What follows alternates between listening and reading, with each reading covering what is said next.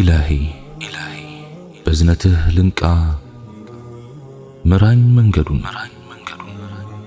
انداوك أسجلين ليازو جمل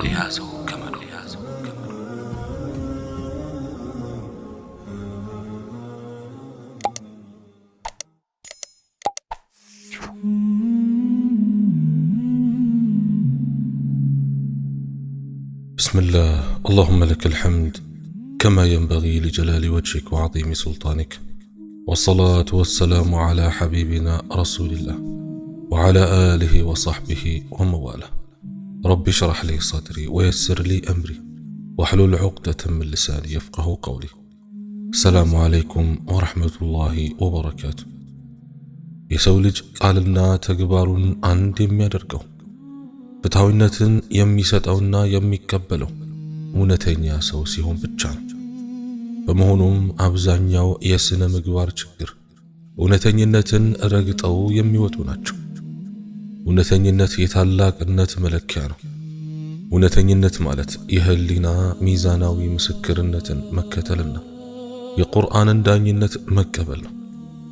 በእርግጥ ሰዎች እውነተኛ ቢሆኑ ኖሮ ፍርድ ቤቶች በተዘጉ፣ ፖሊስም እረፍት ባገኘ፣ ዘብጥያ ቤቶችም ባዶ በቀሩ ነበር። ግና ይህ አልሆነም። ምክንያቱም ወንጀሎች በሐሰት ዛፍ ላይ በቅለው ሰዎችን የሚወጉ እሾሆች ስለሆኑ ነው።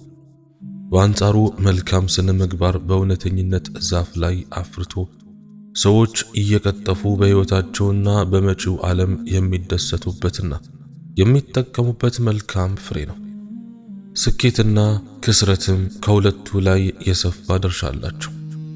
አላህ በቁርአን ውስጥ ስለ እውነተኝነት እንዲህ ይላል።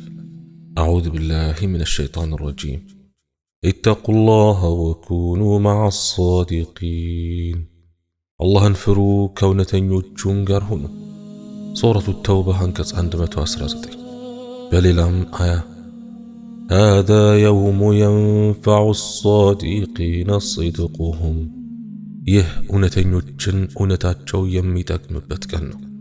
ሱረቱ አልማኢዳ አንቀጽ 119። من المؤمنين رجال صدقوا ما عاهدوا الله عليه ከአማኞቹ በእርሱ ላይ ለአላህ ቃል ኪዳን የገቡበትን በእውነት የፈጸሙ ወንዶች አሉ። ሱረቱ አልአሕዛብ አንቀጽ 23። ليجزي الله الصادقين بصدقهم አላህ እውነተኞችን በእውነተኝነታቸው ሊመነዳ። ሱረቱ አልአሕዛብ አንቀጽ 24። የአላህ መልእክተኛ ሰለዋቱ ረቢ ወሰላሙሁ ዐለይህ ስለ እውነተኝነት ሲናገሩ እንዲህ ብለዋል። ሰሉ ዐላ ረሱሊላህ ወዳጆች፣ اللهم صل وسلم عليه عدد ما ذكره الذاكرون وعدد ما غفل عن ذكره الغافلون። ነቢያችን ዐለይሂ ሰላቱ ወሰላም እንዲህ ይላሉ፣ እውነተኝነት ወደ መልካም ነገር ይመራል፣ መልካም ነገር ደግሞ ወደ ጀነት ይመራል። ቡኻሪ እና ሙስሊም ዘግበውታል። ሻጭና ገዥ እስካልተነጣጠሉ ድረስ ስምምነታቸውን በማጽደቅም ሆነ በማፍረስ ላይ ምርጫ አላቸው።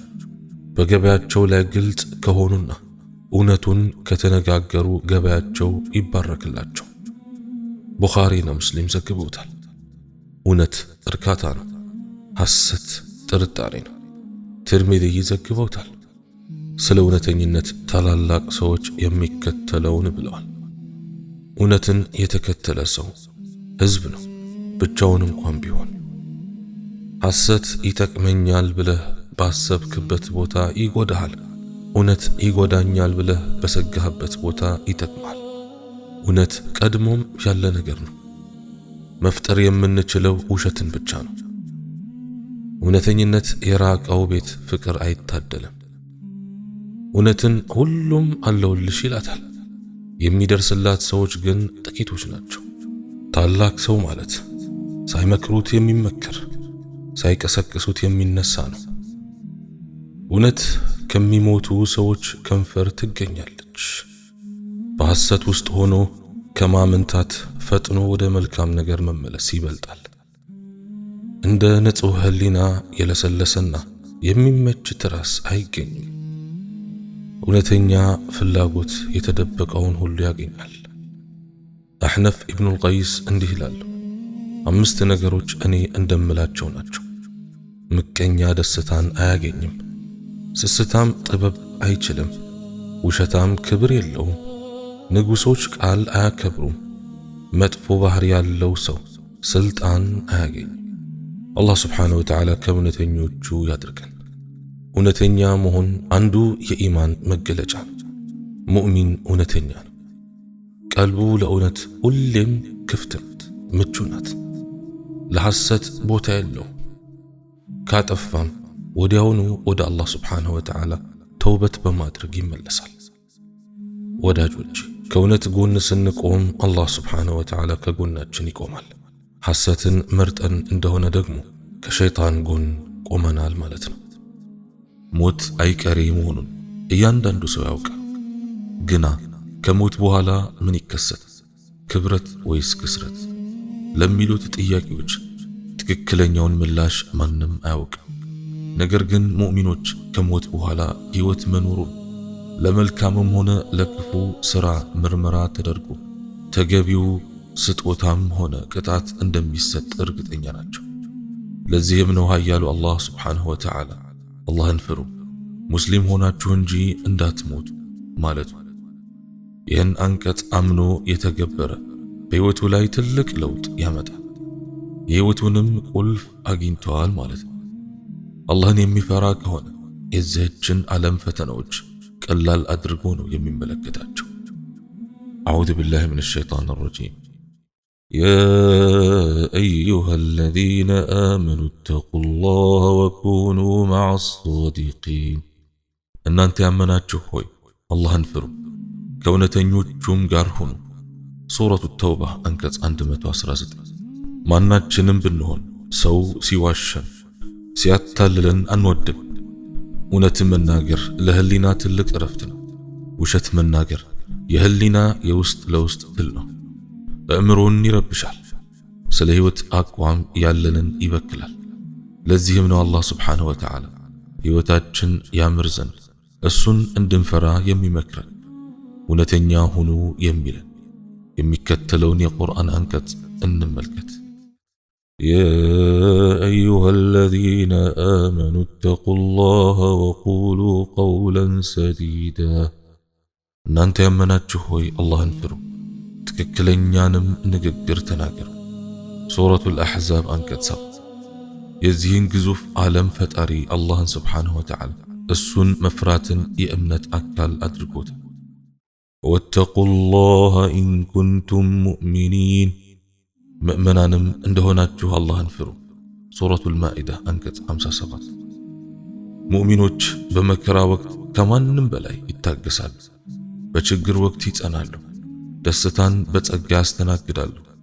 የዚህች ዓለም ዕድሜ አጭር መሆኗን አውቀዋል። ሙእሚን ሞትን እየፈራ መራራ ጽዋውን እየሰጋ አይኖርም። ሞት የማይቀር እንደሆነ ያምናል። ፍርሃት አያስቀረውም፣ ጭንቀት አይከላክለውም፣ ስጋት አይበክረውም። ዱንያ ከመጪው ዓለም ወይም ከአኺራ በፊት ጀነት ልትሆን እንደማትችል ተረድቷል። ይህንን ሲያውቅ አላህን በጥንቃቄ ይፈራዋል። የአላህ ፍራቻ ለሕይወቱ ስኬት ግብ ይሆንለታል። በእርግጥም ሙእሚኖች የሕይወት ቁልፋቸውን ያውቃሉ። እርሱም አላህን መፍራት። አላህን መፍራት ለነቢዩ ዓለይሂ ሰላቱ ወሰላም ሕዝቦች ብቻ የተተወ ትእዛዝ አይደለም። ይልቁንም አላህ ስብሓንሁ ወተዓላ ለቀደምቶችም ሆነ ለመጪዎች ተቅዋን አደራ ይላል።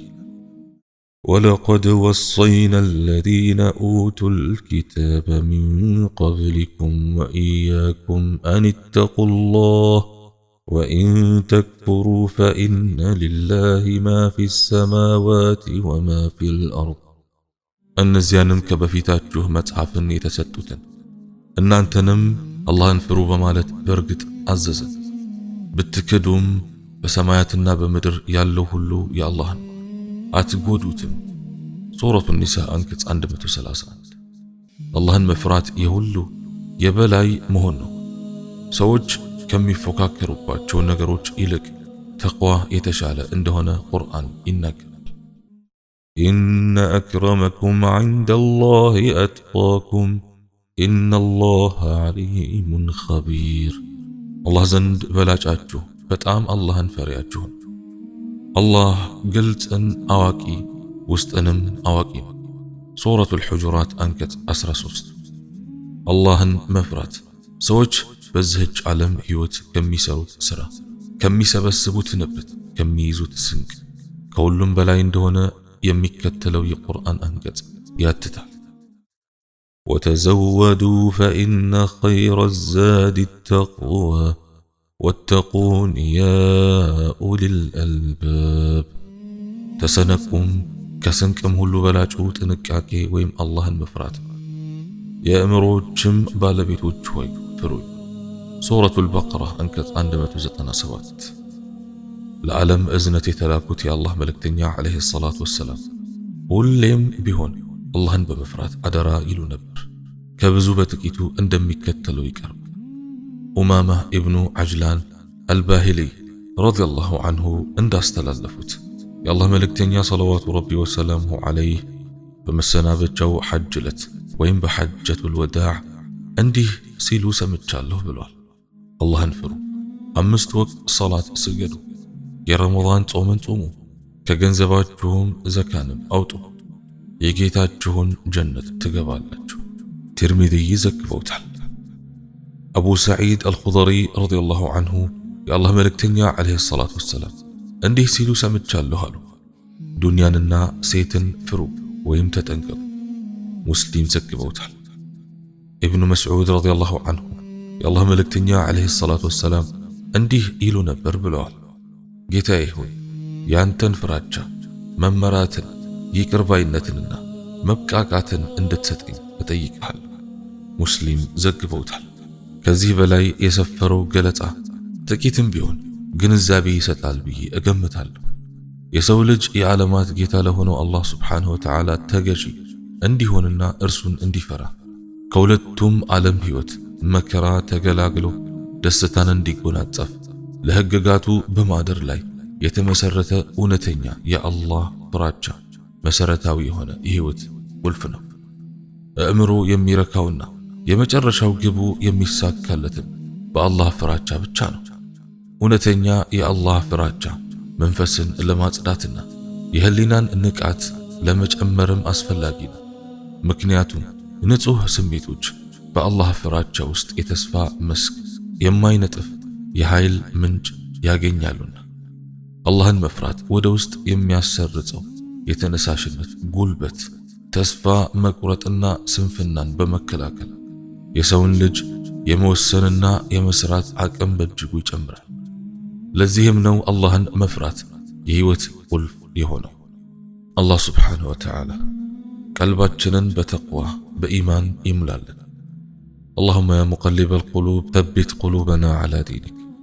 اللهم تقبل صلاتنا تامة واغفر ذنوبنا عامة ولا تجعلنا من أهل النار يوم القيامة واجعلنا من أهل الجنة يا الله وأدخلنا إياها بالسلامة برحمتك يا أرحم الراحمين.